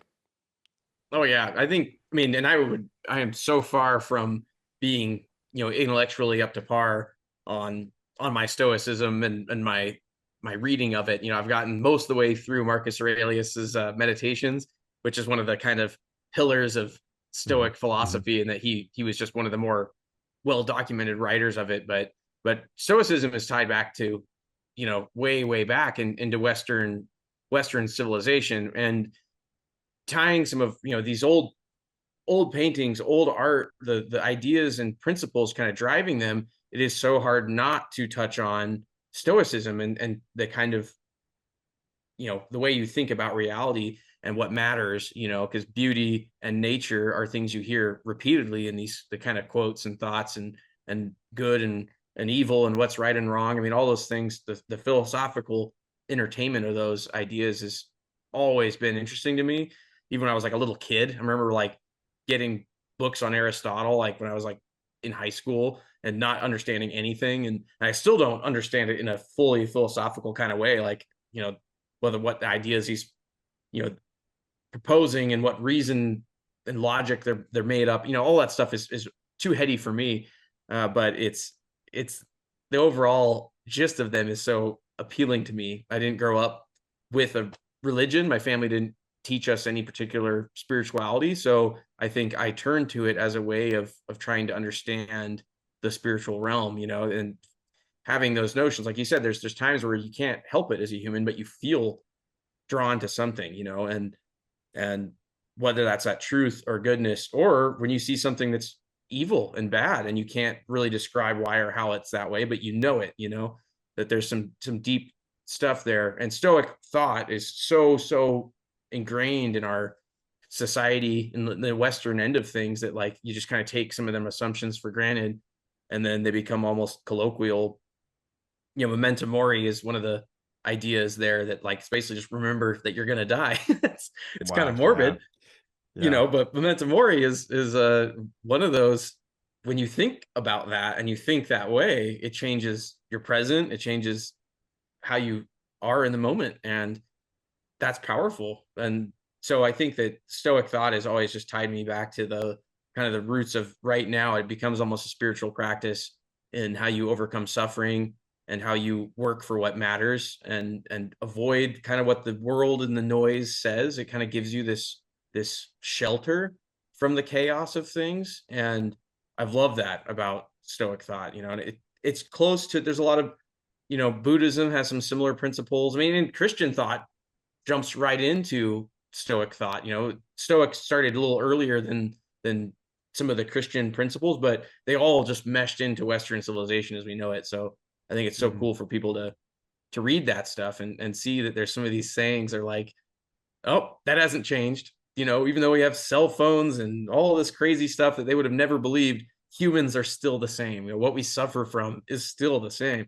And the antidote is also right there. And it's normally right here between our ears if you can take stewardship of it, which is a lot of what a lot of stoicism happens there. It's interesting because I think so many of us artists are run by emotions, and that was a big takeaway for me. Again, just dabbling my toe in there, going, "Oh, this seems like a bit of a framework for first getting yourself under control. Realizing the nature of who and what you are, and controlling that raw emotional energy, and really taking a good hard look at yourself and taking personal responsibility. As a Christian, people have, and I've had debates with people and conversations with people about it, and it's a kind of a relatively new thing for me. I've only been a Christian for the last 4 years, but when I try to describe it to somebody who isn't, I just kind of say, well, you know, yes, Lord and Savior, and all of that, and I love Jesus, but ultimately it's a code of ruthless personal responsibility.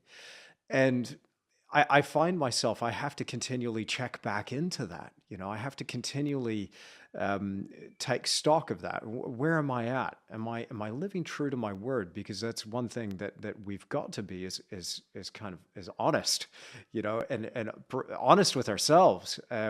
Because you're not going to lie to God, are you? And get away with it. Uh, but oh man, this went down one of those dirt roads real fast. I love it. But there's something here. Let's bring it back to the art, because there's something about this where, if you're taking personal responsibility and you're going for this thing that is so important to you and the driving force behind your career, it's going to take discipline. So would you describe yourself, because the evidence bears out you do appear from the outside to be a very disciplined person. I mean, because the evidence is sitting right there. I'm looking at it in your studio. That takes hard work, that you're not going to get around the amount of time that's going to take to develop those techniques. So run me through that. Like, how would you describe yourself? Would you say that's accurate? Are you disciplined? Ooh, I so in that kind of radical self-judgment that can happen, I would say I'm barely disciplined at all, to the capacity I know I could be. Am I more disciplined than other people, or am I more disciplined than I would be? It's I think the mentorship and the element of what happened in that hero's journey, if the teachers that held my nose to the grindstone literally that was needed, as a young person that could go 1,000 different ways. It's so great to have teachers say, hold on a minute, Mm. um, but I would say that I like discipline. That's going back to those that stoic mentality that, like, and it can be a little brutal. We're thinking like you're gonna die, and life is only pain and that kind of stuff. Like, it's that's not really like the big takeaway if you're gonna go with those spiritual realms, but like there is freedom in it, and there's there's fruit in that structure that's undeniable. Like I said, like back to Aristotle, we are what we repeatedly do. Excellence, therefore, is not an act, but a habit. And making yourself friendly with that idea that, like, you know, even this painting back here is still a step in a journey. This isn't my be all end all painting. It's not the thing I've been working to all this time. That thing is the work itself. And I'm not going anywhere. There's no final destination for us as artists. There's just the endless creative journey. And that's so wonderful if you can learn to accept the journey and not think that this next painting is some breakthrough thing. And similar with like just kind of how the philosophical piece affects life is like, the it won't be when I buy a house that I'm magically going to be happy. It just won't. And it makes it hard for me to do stuff sometimes because it's like, what do you do if it's just a journey? It's like, just got to be in the moment and be free and be happy. And that's for me to have if I want to grab it right now. And that's spiritual, and that's hard to be there all the time. So when it's not there, work on art and work on all kinds of stuff. I would say I'm disciplined in that like I said, I like health and fitness. I like going to the gym. I like having those kind of routines. I like, I mean, even in my passive, like, I love video games where it's like I will play those with a disciplined nature that I'll play that game until I've leveled up everything and whatever. That's not traditional discipline and that I'm getting anywhere with real life, but it's I will focus on things, Mm. and I seem to be kind of, and I think you might know, just like creatively, there's like that kind of, I think you have to wrestle that with your different businesses and being like, okay, if it's going to be YouTube, like I imagine that Andrew gets sucked into that with everything, and I'll Oh I'll man. get pulled in those rabbit holes. I have to be so careful, Kenneth, man. I tell you what, I have to be so careful. Like I tried the video game thing for a little while. Like I think the last console that I bought was back in 2016, and I tried it because I kind of wanted to see what it was all about, and because I didn't grow up with video games, or I didn't even grow up with TV, and so I went in, and then I got hooked, and I have such an addictive personality that I was like, you know what? I'm gonna have to give this thing away and just go cold turkey. And I never touched a console again. I don't even think I've had a chance on anything. So I bought an Xbox, but the last console I had played before that was like not a Super Nintendo, a Nintendo 64, GoldenEye. Oh That yeah. was okay. All right. So yeah, I'm showing my age here. No, I but love the 64. I still play mine sometimes. It's pretty hilarious. But it's the I have to be careful. So I have to choose. Personally, I've got to choose what's the thing I'm going to get into. I tell you the big thing for me now that I'm kind of getting obsessed with, besides the whole working out and exercise thing, because I'm back on that kick. But the spearfishing has really taken my imagination, and I'm just thinking about the next spot that I'm going to go and do a dive. And this is coming from a guy that doesn't get in the water. Like I'm phobic still about the water and sharks and seals and things mainly the things that prey on the seals, because I'm still convinced, despite what the seasoned spearfishermen tell me, I still think you look an awful lot like a seal in murky water, and it's so there is that. So if you don't hear from me for a while, folks, just check with the hospital. Um, but I it, it's that's something, because I got to have those things outside of art, right? I've got to have something to just hit that reset button. But I was terrible at it for years. I never had that outlet outside of art, and I thought, no, maybe I need to pick something up here. But it's interesting that it's video games for you. it's great to hear. It's like maybe I'm assuming, but it's great to hear that you can control it because I couldn't. I was in. I'm like I got to unhook because I got to get me that halo. I got to get back into it. You know. They're made to hook you, and Oh man. it's by design, and I do Hmm. not control it well. I mean, that's what I'm saying. The discipline piece is always challenged by those kind of things that, if I won a lottery tomorrow and could choose to paint or not, I think I would come back around to painting, but who knows how long it would take me. Mm. The hunger drive is still, the thing that keeps me in the easel.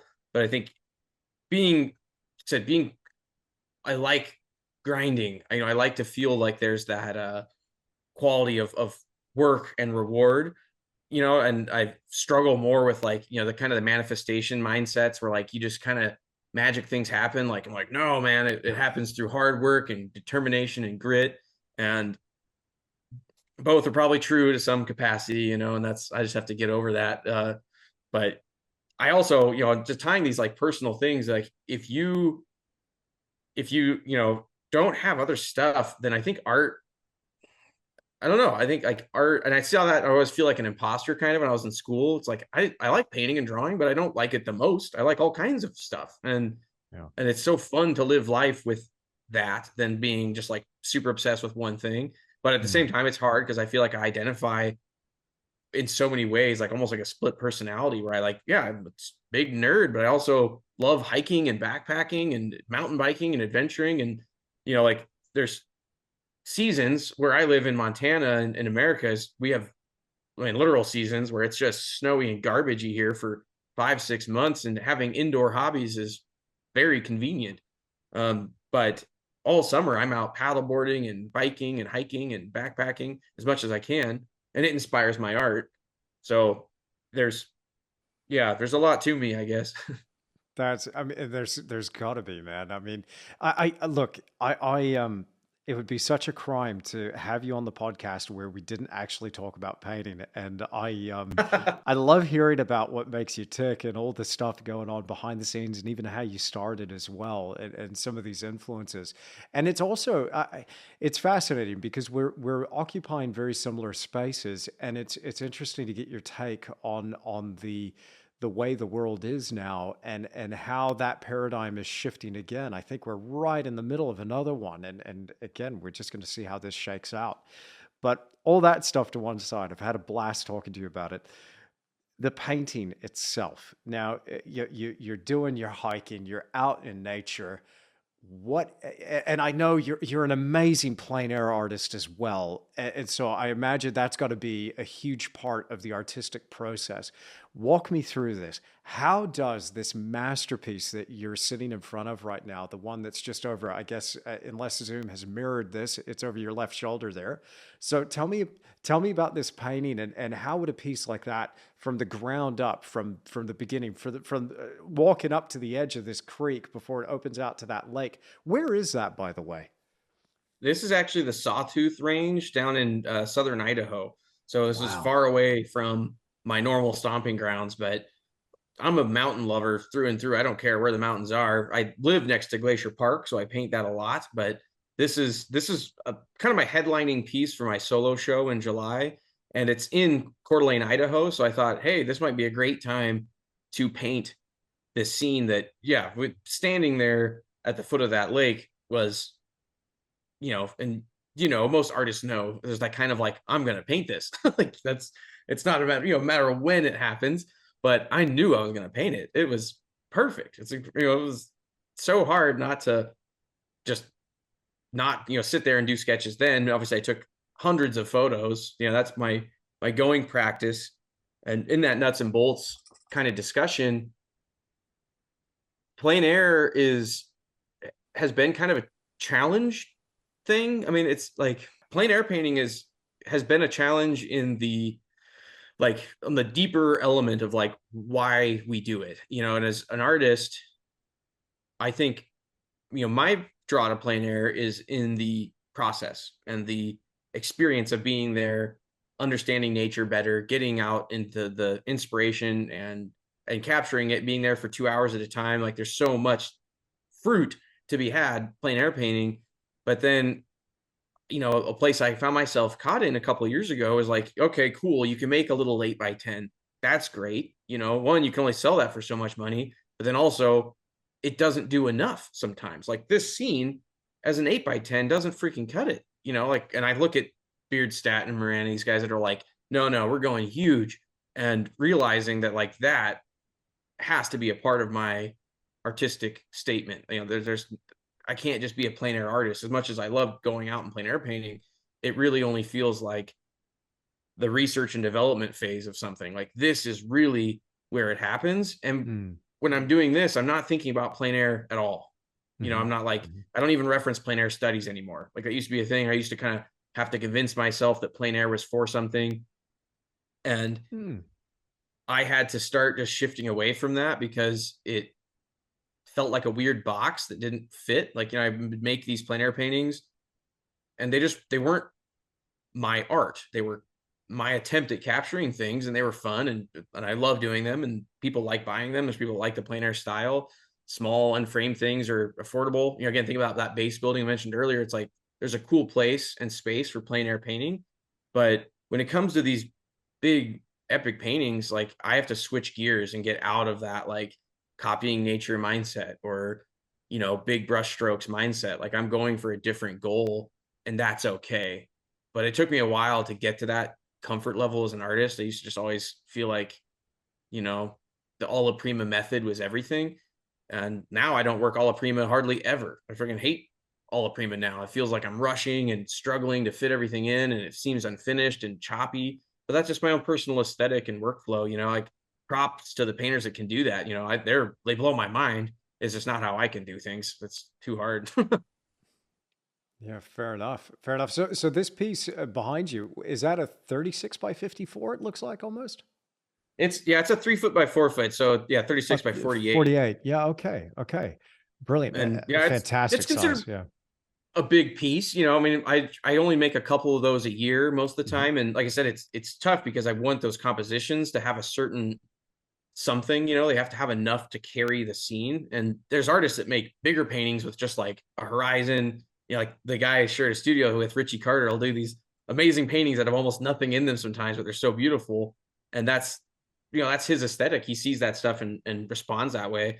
But for me, these big pieces, if it's just the tie-in to the old masterworks, but I want there to be enough to enjoy, for someone to see a painting from a distance, but then get close and have things to enjoy about the scene. And some of that then, becomes what you render and how much story you're telling as you get close to things. But, that's the nuts and bolts of it are definitely like, I do photography gathering is like the kind of pillar of it where I'm out getting the material. I really can't just work from other people's photos. I found that to be really, kind of stale or something for me. Like, even though there's really amazing photos out there, it wasn't my experience. So there's something I can't draw from when I see just a cool photo. And, there's like stupid things like in this picture, I have all kinds of detailed shots taken of these rocks and stuff that they don't mean anything as a photographer. Like the photo is not remarkable, but what it helps me out as an artist is so helpful. So anyway, getting that material and sourcing it and then taking notes of it in my head is one of the big things where I just got to have the experience. And that's a hard thing to rationalize to like my girlfriend or my family who all see me out having fun all summer. And it's like, I'm working, guys. Like, it's hard to say like this, I'm having a fantastic time, but if I don't do this and I don't make the paintings, then I don't make any money, which is so awesome, for me. Yeah, so I gotta be out on my paddleboard in the middle of the lake. It's work, guys. We had done 40 miles of backpacking, and this was our last day at this lake. And, wow. It was like, it's weird, but like, that's the kind of experiential piece that I draw from. And maybe to touch on the tie in the spiritual stuff and the philosophical stuff that goes on with this. Like, I think being in nature and the physical journey, right, of hiking and climbing hills and mountains, but then again, I'm away from my screen and the society, and you're back into this like raw human form in a raw animal world that you got to be turned up. And the Sawtooths actually don't have grizzly bears, but where I normally am have huge, scary freaking bears. So you're just on this heightened awareness that I think makes everything more beautiful. It just changes everything. And if I don't have that coming into this artistic process, like I don't know if I could fake it. I don't know. I don't know. I haven't Yeah. tried it, I guess. Maybe someday when I'm old, and that's the thing I think about now as I get out here and get these materials and get the inspiration because someday it will be a lot harder for me. So for me to do a 50-mile backpacking trip now, it's like, heck yeah, now's the time. And yeah, so that is the foundation. When I think about these paintings, it's like those experiences, those moments where nature just does what it does. It's just there. Awesome. Just yeah, Yeah. it's just awesome. But then yeah, it's all the other nuts and bolts of drawing and sketching and So how long would you spend in drawing for a piece like that, a typical 36 by 48? Because just personally speaking, when I'm doing anything at that kind of scale, I feel like there's so much writing on this process. I'm going to be here for weeks, if not months. I got to get this composition right. So I might even spend a couple of weeks on the composition alone in the sketchbook, maybe something digital, but definitely a color study. So what would that process look like here for this piece? yeah. Oh, and on that note, a thing I kind of hang my hat on, and I think I believe in, and it's a kind of stupid saying, but it's so true. But it's well begun is half done. So for me, Oh, I love you that. know, especially coming out of school, and the academies did not teach this. That'll be something I would fault and caution people as they're pursuing whatever education is like. Academies are all about like working from life and understanding light and form and very useful tools and stuff I'm grateful for in a craft sense. But boy, they didn't teach anything about picture making. They don't teach. They did a horrible job about teaching composition. It could be because I quit early because I was a bad boy. But ultimately, there was so little in that, like, how do you compose? Like you could set a model up and they could all paint models on a stand perfectly well, but it's like, all right, now what? You know, do me a bouguereau. I want to have a lady flowing out of a tree. Can you do that? It's like, no, you can't rig a model up to do that. And that was a thing that I think they struggle from in a modern sense of like, okay, cool, develop these things, and it does take time. And I'm glad they do that. But this other stuff, like you said, it's like so much sketching and designing and like kind of like feels like improv poetry or something. You're just like throwing out ideas, trying to get something to stick. And my sketchbook habit, which was a long time thing since high school, just sketching and thumbnailing and gesture drawing, oddly enough, is something I did just thousands of hours of. And you wouldn't think that would apply to the landscape, but there's so much happening here. And when you think about the forms of mountains or trees, that like gesture and that flow is so useful. And I mean, the school in New York, they really didn't they felt gesture was kind of a waste of time, and I think that's a huge detriment to their folks because gesture is like I think it's still everything for me. And Mm, mm. yeah, but sketching wise, I would say I've switched to everything being digital. I have an iPad now. Mind blowing. Just the Procreate and the usefulness of its tools has just completely changed my process. Wow. And I mean, ultimately, it's the process is still me sketching. I tend to look at the Of course. photo and draw, and not. I mean, occasionally I'll drop the photo on and just skew things. That's if the photo is like really amazing and I feel like it's got enough to make a painting as it is. But I tend to kind of cherry pick things, and it allows me to go from that like sketch phase where I'm just thinking, okay, small composition or zoomed way out, and I'm thinking about those big shapes, big values, big angles, and just throwing down those sketches and ideas and placing things kind of as I see fit, and then zooming in and saying, oh, actually, okay, that rock, I'll grab that rock from over there. Oh, that rock, I'll change the shape. Oh, that tree, I'll get rid of it. You start to have some fun with the process. And that took a long time to get to because I used to just kind of wait till I had a really great photo and had the self-confidence to say, okay, now I can go ahead and paint that. But this way is so much better. And I think I make way better art now than I used to. Excellent. Wow. Okay.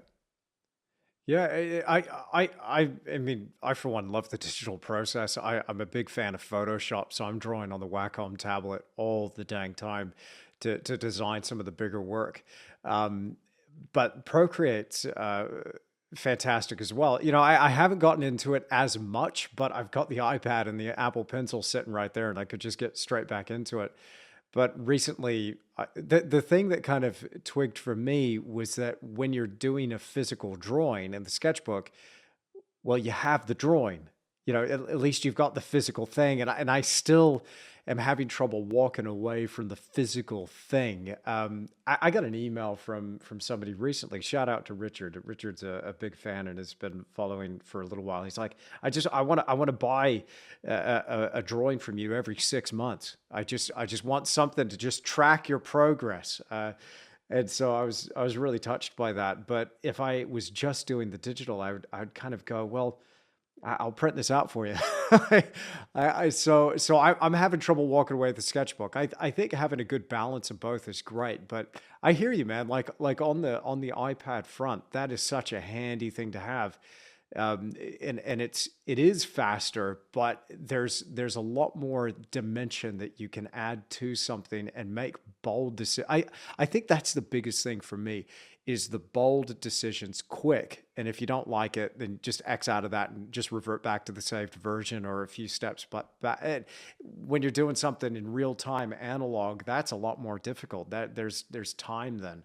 And I find even still, as free as I like to think I am, I'm still like, oh, I don't know, holding on to it pretty tight. Oh man, yeah, that's that. I just made a painting earlier this month that I had, these trees coming out on a really clear landscape, and that's always one of those, like you said, there's a lot of consequence, and I tend to do, except I'm not an alla prima painter, so I kind of paint the background in and just left these indicators of where the trunks were and where that tree will be. But when it came down to, all right, it's go time, I got to paint those limbs and commit to that drawing, and there's only so much turpentine would have done to get rid of some of that stuff. And you better believe I took a picture with my iPad and sketched out some ideas of where I wanted those lines to be and how I wanted that flow to happen, because I just, as experienced as I am, I didn't have the kind of gumption to say, boom, here's the branch, not until I got to experiment and play with it some. And the iPad is just like, you're so right. Like I won't be able to sell things from this. And I kind of like that sometimes where I can this truly just feels like the mechanics yard where you're just banging on stuff and figuring things out. And the end goal is that I make a functioning working thing, but the process is just messy and dirty. But I do still believe and I love drawing. So the kind of sacred object concept, that this drawing I'm going to make is a drawing for its sake. And I like that. But kind of like the plein air thing, like the plein air is its own sacred thing. The drawing is its own thing. And they do inform each other, but creatively, if my goal is to make a big painting, I'm at a place with my deadlines and stuff that it's freaking go time. I got to get this stuff done. And the fastest possible way to get through that R&D is needed for me right now. I wouldn't encourage it for people learning, it's it feels like a professional tool that I rely on, but you got to draw with your hands and learn the medium and just the tactile element of drawing with charcoal or graphite is I've spent thousands of hours doing it, and I don't regret that. I love it. Mm-hmm. Right now, when I'm trying to make paintings that got to sell, I got to do that as fast and as good as I can. And it feels like these digital tools are just tools. They're not really art, which is a bold thing for me to say, because I know some people really love the digital art and it can become that for you, but again, for me, mine's back there. It's in the handmade thing. Man. Yeah.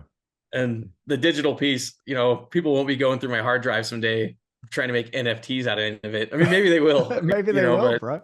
If NFTs are a thing, I mean, I was talking to my buddy Samuel Earp about this, and I want to get him back on the podcast. But we had a bit of a challenge in the last series of the Creative Endeavour, where we're like, okay, race to go and get your first NFT out there. And he beat me to it, hands down. He just got out there and did it, and I was still working out what an NFT was. But it seems to be a bit of a flash now. They don't seem to be quite the thing that they were touted to be in the beginning. And there's only a select few playing that game really, really well. And I just didn't feel like I was at that level where I knew what I was doing enough to be able to go. Although I'm stoked about crypto and decentralization. I think that's an interesting opportunity as well, and could be something interesting for artists. But whether I talk about that more on the podcast, I'm not too sure, but it's something that I'm looking at. But yeah, look, on the digital side of things, I mean, again, whatever this is the thing, whatever helps get you there in that process, because, and I've got to mention this because somebody commented on this on a video, because I was starting a bit of a series called Sketch Zone, which was digital art on my YouTube channel. And I had this guy, somebody commented and said, look, you keep saying this is a means to an end, but it is a art form in its own right. Please show a little more respect. I'm like, oh, well, yeah, it kind of got me a little bit. I'm like, and I didn't mean to be disrespectful at all, but I'm thinking, hang on, guy, you know, this, I don't think you, for all of us, it's a different thing. It's just, who's anyone to judge? This is your process, and it's a way that you see that. And I just find that just so fascinating, you know? And for me, yeah, it's a means to an end. I do look at digital art and digital artists, you know, as art and artists. But for me, I don't think I'm going to print out my digital designs and hang them on the wall. Um, Maybe they're better suited for a T-shirt, but but they informed the painting, and that was the necessary step that I had to go through. It's important to look for the edge, though, isn't it? You know, whatever's going to help you get there, use that. Yeah, and that's what the Russian teacher I had early on, he kind of said, like, his job is to give you the skills, but he's like, at the end of the day, when you go out to make art, your only responsibility is to make the best art you can. Hmm. And that's kind of liberating when especially in the academic dogma centralized thing, or like you said, in the regular education system where it's got to be all about the idea. Like, at the end of the day, you just got to really be doing something for you authentically, and then finding people that like it, if you're going to make any money doing it anyway. But that whole process is like, it is kind of hardcore radical self, and digital is such a good playground because you don't have that the kind of commitment phobia where it's just like, okay, here we go, I'm going to make that line and I can't get it off again. Like, oil paint's really forgiving, but it's so nice to have that digital tool. So I'm a huge proponent of it. Again, I'm a nerd, so I like that kind of stuff anyway. But yeah, these all happen digitally now first, and then I grid them. I'm doing some new stuff with acrylic paints first. So this is all like Interesting. Okay. Was woo this woo one magics. underpainted with acrylic Yes. first? Wow. Okay. Yes. I mean, this is actually only halfway glazed. And I'll tell you right now that I only started glazing it today. Oh, And I wow. only glazed it for probably 4 hours. So all of that color work that you're seeing in the background took Mhm. less than 4 hours to do. Hang So on. that's, Color work. You mean color at all? Was it like a grisaille, like black and white yep. first? Yep. What you're Wow. seeing down here, that's still grisaille. There's no color there yet. So this piece is not even close to being done, really. I've got many, many, many hours of work to do. But that is acrylic paint. It's an acrylic grisaille. And yeah, this is kind of my new crazy radical witchcraft thing. Look Because out. yeah, it's new, and it's something that I've been experimenting with, and it's super fun. I think it's great to be trying out new things. And a part of that process for me has been, trying to recognize shortcomings. So I really struggle with texture and trying to make paintings that have more oomph to them, and I would try with these quick dry oil paints, and oil grisailles have always bugged the hell out of me because you have to sit there and wait for a week or two for this thing to tack up. And then any paint you add to that has to be, fattened up. So you're working that fat over lean element. And I hated it. Like, so the grisaille I knew wasn't working for me. And that process was unenjoyable. So this new thing I'm doing, I'm actually liking much, much more because it's allowing me to build texture and body with the acrylic paint, adding these like texture pastes and super fun, fast drying, responsive things that are giving this painting so much more fun. While I'm only worrying about the drawing and value, which is also makes the process much more fun because I'm not getting super heady with my color and depth and atmosphere. It's like just value. It's just drawing to me at that point. So I'm able to like juggle one ball. And then after it dries, which again takes a day, you give acrylic some cure time, but it's really pretty fast. I can go straight in with washy oil paint and build my normal oil paint layers up as I would. So it's felt super fun, super responsive. And yeah, it's new and spooky. I'm not sure I'm going to stick with it all the time. Like this painting back here was done just, oil paint directly, but it's, yeah, kind of my new crazy thing I'm experimenting with. That is so exciting. That's really exciting because I mean, from what you're saying, from just looking at the piece right now, it looks so resolved. Mind you, it's just a little bit through a screen on Zoom, and Zoom video quality is not that great yet. But still, I'm looking at that and I'm just shocked. I just did a grisaille for a painting I was doing of Monument Valley in oils on a copper panel, and I can so relate to what you were saying because I was waiting for weeks and weeks for this thing to dry. And I got in touch with Ray Aslan, who makes these panels, and I said, "Look, what am I doing wrong, bro? Because it's not dry. What's going on?" He said, "I'll run through the colors that you used." And I was like, "Okay, lead white, a permanent crimson, and then I also used cobalt blue." And he's like, "There's your problem. That cobalt's going to take a while." I'm like, of course I knew that, but I didn't do it. But It's still, all about the raw umber, man. Raw umber is the grisaille secret weapon. yeah, and a lot of my new ones will be with those earth tones. And it's funny. I don't use a lot of raw umber. I'm a big fan of the burnt umber, but I'll try the raw umber. I'll try that. But I think probably any of the umbers, I know that the dry time is actually, you have to be careful glazing with raw umber because it's such a finicky color. They have to over oil the crap out of it sometimes just to get it to not dry, because yeah, it's always just trying to get chalked up. yeah, So, but it does go fast. And with acrylic paint, I mean, this is another acrylic grisaille I can show you back here. we're getting the tour here, folks. This is That phenomenal. one is Beautiful. the Wow. next piece. Yeah. So there is warms in there, like there's yellow ochre mixed in with my acrylic. Right. Just acrylic yellow ochre. So this is still just all acrylic underpainting, but now I'm freed up to do color as I want to. And Mm. it just feels like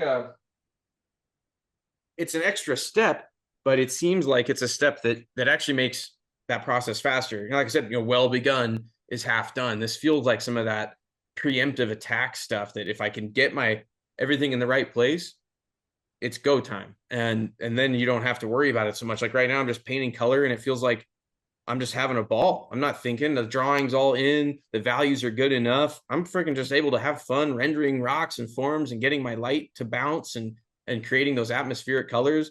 I don't have to juggle everything at once, which is such a it just makes the process more joyful for me at this point. That's fantastic.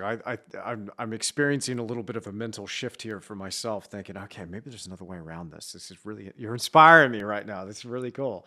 I don't know that I could stoop to that low of having to get out the acrylics, but I know. I had to buy some for this community art event I did. They were like, okay, this, you have to do acrylic for this thing because there was this painting that was going to go hang in the in a business locally. So it was like this, just community art thing. Again, one of those yes man things where it's like I didn't make any money at it, but I was a part of my art community and I love that. But anyway, the push, I got this acrylic and was like, man, I hate this. I hate acrylic paint. And it's so frustrating and like you're fighting it all the time. And it wasn't until I kind of had this chain of ahas where it's like, well, I hate how long black and white takes when I'm doing oil, but I like how fast these acrylics would dry if I didn't have to deal with color. I was like, well, you don't even have to glaze. Like I was getting these weird glaze mediums for the acrylic paint, doing everything I could to try to push acrylic into the oil family, and that failed. It was still frustrating. It dries in 20 minutes.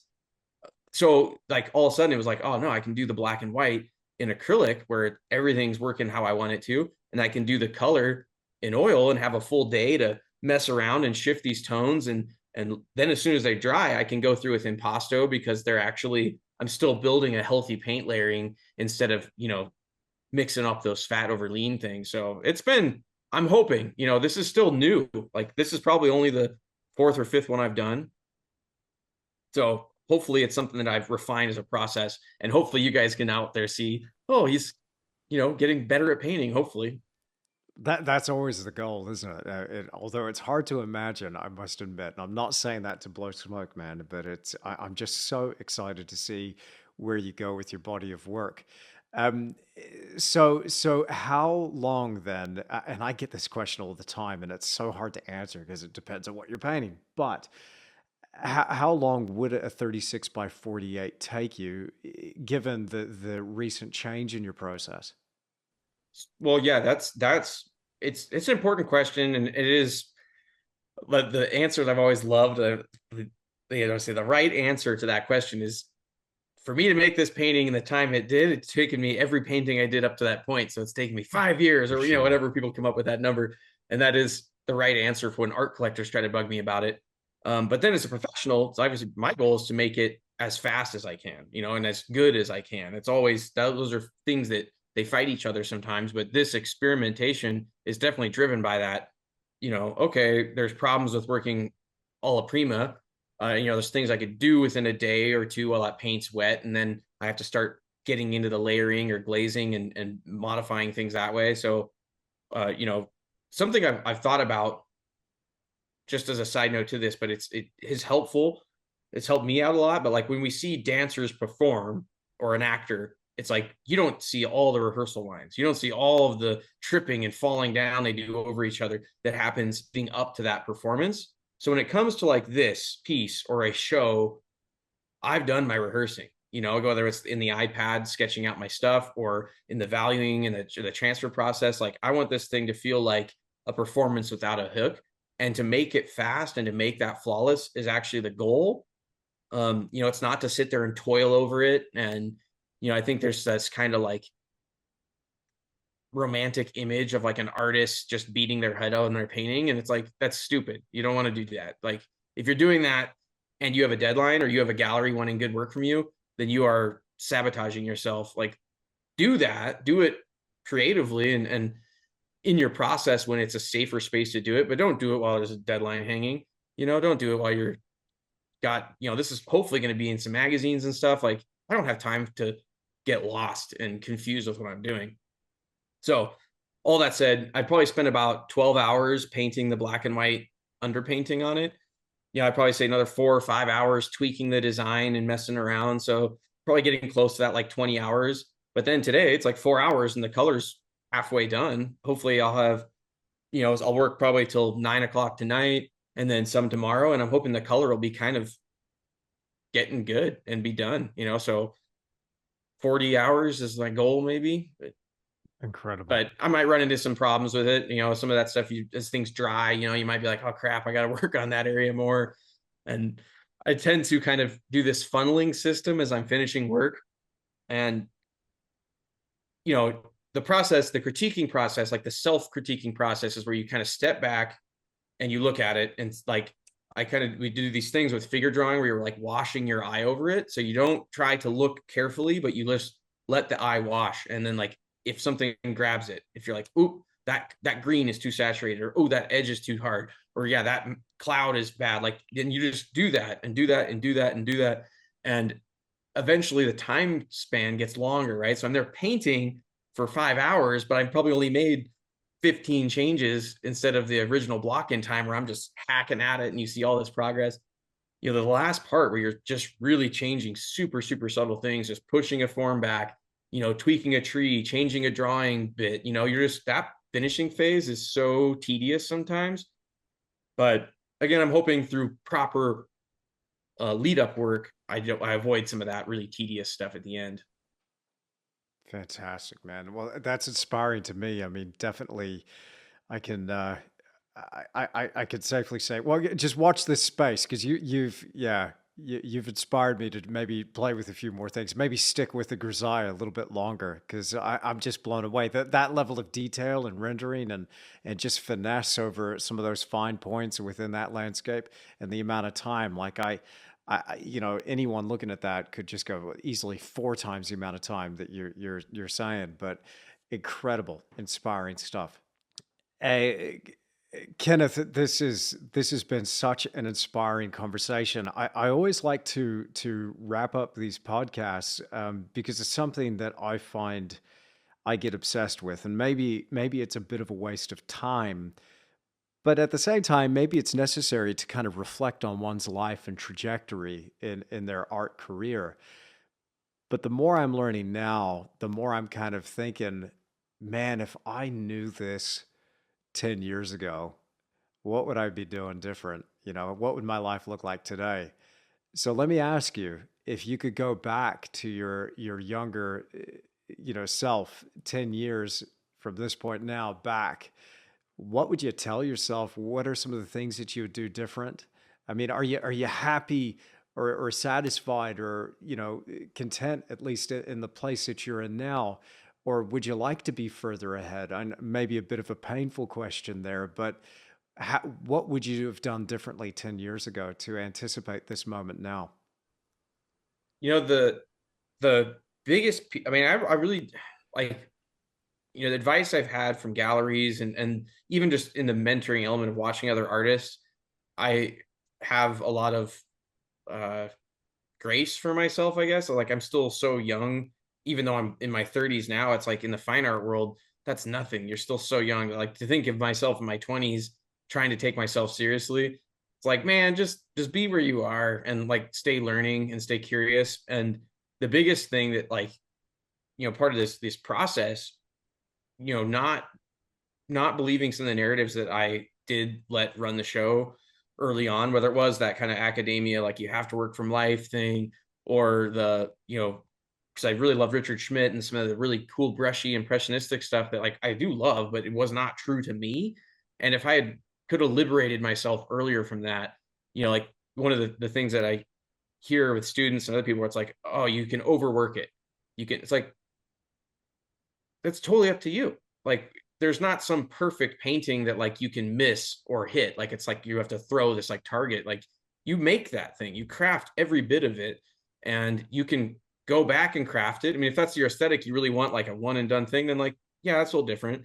But for me, I've found so much more joy in this process by just like doing what I like and painting it to whatever I enjoy, whether it's too detailed for some people or not colorful enough for some people. It's like, I don't care. I don't have to care. Like, I found people that want to buy it, so that's cool. Like, being more accepting of like my own vision, because I think that would allow me to be more applying to that instead of getting confused by things and confused by those mixed inputs. And especially if they aren't your mentors, people you really love and admire their work, then definitely listen to them. But I was letting anybody critique my stuff and it would all hurt or, steer you in some way. So now, yeah, I would go back and kind of be like, it's okay, kid, like, You got it's this. okay to, yeah. And I got to kind of tell it to myself now, even that like 5 year ahead, I got to be like, all right, Ken, you're just here in the dugout right now and you got to keep painting. And that's, I think it's hard for artists to be faithful in that, because it is a scary world, and it's hard to financially put your your neck on the line. But the more authentic you are, the more likely you're going to be successful. If you're trying to copy somebody else, or that's one of the things I did. Also took advice from a gallery guy who's, don't emulate living painters. And that's the thing I have with Instagram, even, is like trying to follow all these artists and seeing great art that these modern guys are making can be a little distracting. So I find myself now, looking through my library at the old dead guys and trying to keep that aim really high and just be like, this, what's going to be in a museum someday? What's that level that you're talking about? The humans, whether they speak the same language or not, can see and feel something. Like, that's some cool art. That's some powerful stuff. And you don't get there by worrying about deadlines. You don't get there by trying to be better than the guys in the magazines. Like, you got to just like live to that high point. And yeah, that's not just like one thing you do, right? It's a whole combination of ways to live. That's what a perfect way to end this podcast. I gotta say, it's been a massive pleasure. Just such an honor to talk to you and share this studio time with you. And thank you so much for showing us your paintings. Kenneth Yarus, man, thank you for being on the Creative Endeavour. Thank you for having me, Andrew. Thank you so much for tuning in to another episode of the Creative Endeavour podcast. I really hope you've enjoyed this episode. And if you have, don't go anywhere. Please leave me a rating or a review on whatever podcast app you're listening on. It makes a huge difference to the show. I'm excited to bring more episodes to you very soon here in season 3. The podcast is back, and I'm really glad to have more episodes coming your way and plenty more inspiring stories to share. Now, if you're not already following Kenneth online, make sure you do that now. He can be found on his website at www.kennethyarus.com and on Instagram at Kenneth Yarus. And that last name is spelt Yarus. Huge shout out and thank you to Kenneth for joining me in this episode. Are you feeling pumped? Are you feeling inspired? I sure hope so. It doesn't matter who we talk to, what professional artists we find out there.